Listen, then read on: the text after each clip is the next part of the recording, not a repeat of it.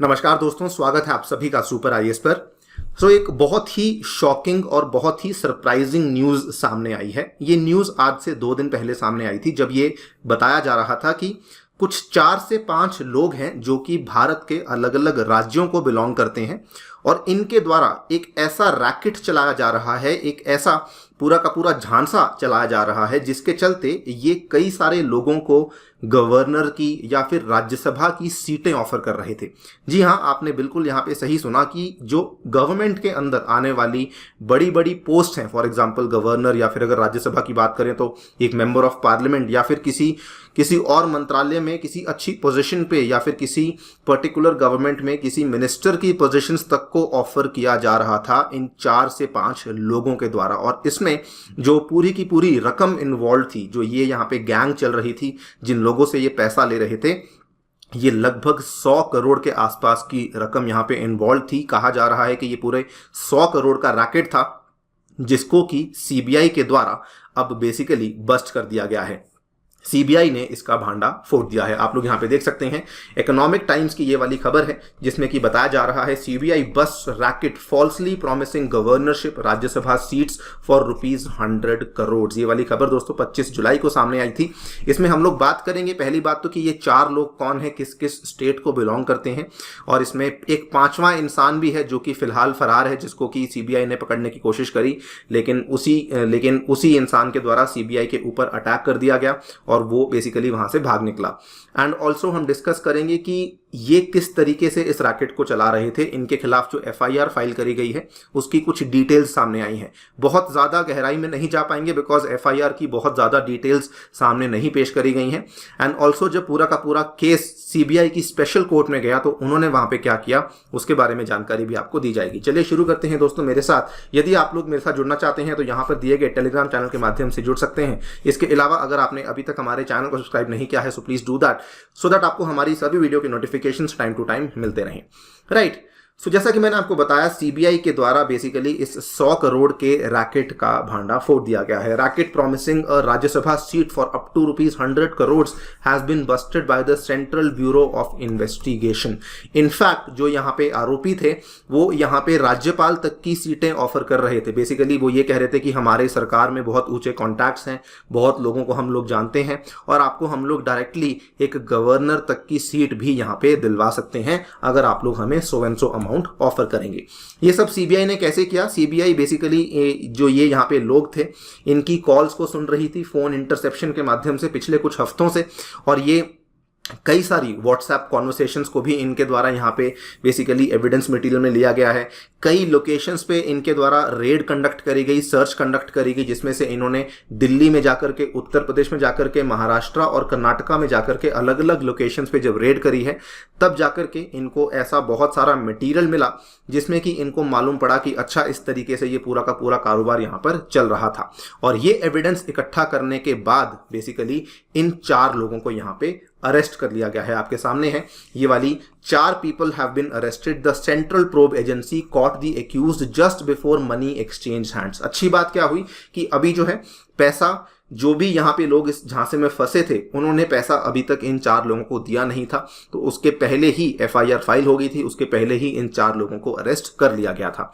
ये जो 4 लोग हैं इनके नाम भी हम लोग आपके सामने बता रहे हैं। एक महाराष्ट्र के रहने वाले निवासी हैं करमलकर प्रेम कुमार बंदगर, उसके बाद एक कर्नाटका निवासी हैं रविंद्र विठल नायक, दिल्ली के 2 निवासी हैं महेंद्र पाल अरोड़ा, एंड दूसरे इंसान का नाम है अभिषेक बुरा। ये 4 लोग हैं। वैसे यहाँ पे रैकेट में कुल मिला के 5 लोग थे, लेकिन 5वें इंसान को जब सीबीआई के द्वारा अरेस्ट करने की कोशिश करी तो उसने सीबीआई पर्सोनल के ऊपर, जो सीबीआई के अधिकारी थे उनके ऊपर अटैक किया और उसके बाद वो वहां से भाग निकला। 5वें एक्यूज्ड इंसान का नाम है मोहम्मद एजाज खान, वो भी दिल्ली के ही रहने वाले हैं। उनको अभी तक अरेस्ट नहीं किया गया है। अकॉर्डिंग टू देम यहाँ बेसिकली अब उनके खिलाफ ऑब्वियसली एजाज खान के खिलाफ दूसरी एफआईआर भी फाइल कर दी गई है बिकॉज उन्होंने यहाँ पे गवर्नमेंट के सरकारी अधिकारियों के ऊपर अटैक किया है। तो ये कुल मिला के 5 लोग हैं जो कि इस रैकेट में फिलहाल सीबीआई के द्वारा आइडेंटिफाई कर दिए गए हैं। अब ये लोग यहाँ पे कर क्या रहे थे, ये लोग जो यहाँ पे पूरा का पूरा रैकेट चला रहे थे, इसमें इन्होंने कहा था कि हम लोग आपको सांसद तक की सीटें लेने के लिए तैयार हैं, उसके बाद आपको राज्यपाल तक में अपॉइंटमेंट हम लोग दिलवाने के लिए तैयार हैं, या फिर कोई बड़ी बड़ी सरकारी संस्थान होते हैं, कोई सरकारी मंत्रालय होते हैं, विभाग होते हैं, वहां पर हम लोग आपको चेयरपर्सन की नियुक्ति करवा सकते हैं। ऑब्वियसली ये चीजें बिल्कुल भी पॉसिबल ही नहीं है, लेकिन ये लोग यहाँ पे कर रहे थे और कुछ लोग इनके झांसे में आ भी चुके थे, जिसकी वजह से वो लोग यहाँ पे इतना पैसा इनको देने के लिए तैयार हो चुके थे। कौन लोग थे जो कि इनके झांसे में आए थे, किसने एफआईआर को फाइल करवाया है, ये सब चीज़ों की जानकारी ओपन नहीं करी गई है सीबीआई के द्वारा। हो सकता है जो लोग सीबीआई की वर्किंग को जानते हों उनको ये बातें मालूम हो, लेकिन डायरेक्टली ये चीज़ें मीडिया के पास फिलहाल सामने नहीं आई हैं। एफआईआर में भी कुछ कुछ डिटेल्स ही सामने आई हैं, जिसमें कि इन्होंने थोड़ा बहुत बताया है कि किस तरीके से वो लोग लोगों को अप्रोच करते थे। सो इसमें क्या था कि दो लोग जिनका मैंने नाम लिया, जो महाराष्ट्र निवासी मिस्टर बंदगर हैं और जो उसके बाद दिल्ली निवासी एजाज खान है। बंदगर क्या करते थे, basically he used to impersonate himself as a senior CBI officer. वो बोलते थे कि मैं सीबीआई में कोई बहुत ही ऊंचे लेवल का अधिकारी हूं, और उन्होंने यहां पर क्या किया, एजाज खान को बोला कि आप ऐसे लोगों को जाकर के ढूंढो जिनको कि बहुत बड़े बड़े काम करवाने हैं, उनको ये बोलो कि मैं उनके लिए ये वाले काम करवा दूंगा, बदले में लेकिन इतना पैसा लूंगा। तो ये देखिए कि Mister Bandgar impersonating as a senior CBI officer told others including Mohammed Ejaz Khan to bring in any kind of work जो कि ये ठीक करवा सकते हैं in return for a huge sum। तो इस तरीके से इन्होंने अपने रैकेट की शुरुआत करी कि हम लोग आपके सरकार में ये वाले काम अटके हुए हैं, हम लोग आपके ये काम करवा देंगे, लेकिन हम लोग आपसे इतना जो है ये रकम वसूलेंगे। इस तरीके से ये बड़े बड़े लोगों की जान पहचान में आने लगे। और उसके बाद ये जो लोग थे बेसिकली क्या करते थे कि सरकार में काम करने वाले जो सीनियर ब्यूरोक्रेट्स हैं, जो सेक्रेटरी लेवल के, एडिशनल सेक्रेटरी लेवल के जो लोग हैं, इनका नाम लेते थे, पॉलिटिकल फंक्शनरीज का नाम लेते थे कि हम लोग इनको जानते हैं, हमारी पहुंच यहाँ तक है। अपने क्लाइंट्स को इंप्रेस करने की कोशिश करते थे और इस तरीके से बेसिकली ये उन लोगों के साथ अपने संबंधों को इम्प्रूव कर रहे थे, सो दैट कल को उन्हीं लोगों को ये झांसे में ले सकें और उन्हीं लोगों से ये पैसा लेते हुए उनको ये वाले फेक प्रॉमिसेस कर सकें कि हम लोग आपको सरकार में ये वाली सीट दिलवा देंगे। इनफैक्ट जो यहाँ पे हम लोग महाराष्ट्र निवासी बंदगर की बात कर रहे हैं, इसने जब as a senior CBI officer impersonate किया, इसने दोस्तों कई सारे पुलिस स्टेशंस में काम करने वाले ऑफिसर्स को भी थ्रेटन किया, उनको डराया धमकाया कि आप सो एंड सो इंसान को फेवर करो, अदरवाइज वो आपके खिलाफ कोई एक्शन ले लेगा। तो बेसिकली ये कई सारे ना केवल बाहर के क्लाइंट्स को अप्रोच कर रहे थे, बल्कि पुलिस ऑफिसर्स को भी ये लोग यहाँ पर तंग कर रहे थे, जो कि जेन्युइन पुलिस ऑफिसर्स थे, सो दैट किसी भी चल रही इन्वेस्टिगेशन को ये लोग इन्फ्लुएंस कर सकें।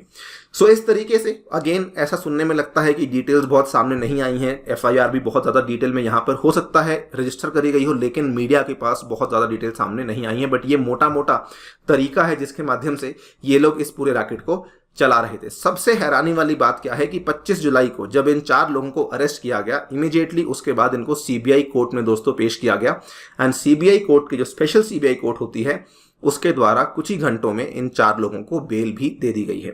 नाउ जब इतना बड़ा रैकेट था, जब इतनी प्रॉब्लम्स चल रही थी, जब he was impersonating as a CBI officer, तो उसके बाद यहाँ पे बेल देना थोड़ा सा अटपटा लगता है, थोड़ा अजीब लगता है। Maybe the reason could have been कि क्योंकि पैसों का लेन देन नहीं हुआ था इसीलिए बेल मिल गई। लेकिन आपको बता दें इनके खिलाफ क्रिमिनल कॉन्स्पिरेसी का केस लगा है, इनके खिलाफ दोस्तों 420 चीटिंग का केस लगा है, इनके खिलाफ साथ ही में जो प्रिवेंशन ऑफ करप्शन एक्ट होता है उसका भी केस लगाया गया है। लेकिन उसके बावजूद भी स्पेशल सीबीआई कोर्ट के द्वारा इनको बेल दे दी गई है। क्या वजह से बेल दी गई है ये भी नहीं मालूम, क्यों बेल दी गई है नहीं मालूम है। जब कुछ और डिटेल सामने आएगी तो हम लोग डिस्कस डेफिनेटली करेंगे, बिकॉज ये बहुत ही एक अजीब सा केस लग रहा है एंड ये हमने पहली बार देखने को मिला है कि इस तरीके की प्रॉमिसेस भी, इस तरीके के स्कैम्स भी हमें देखने को मिल रही हैं।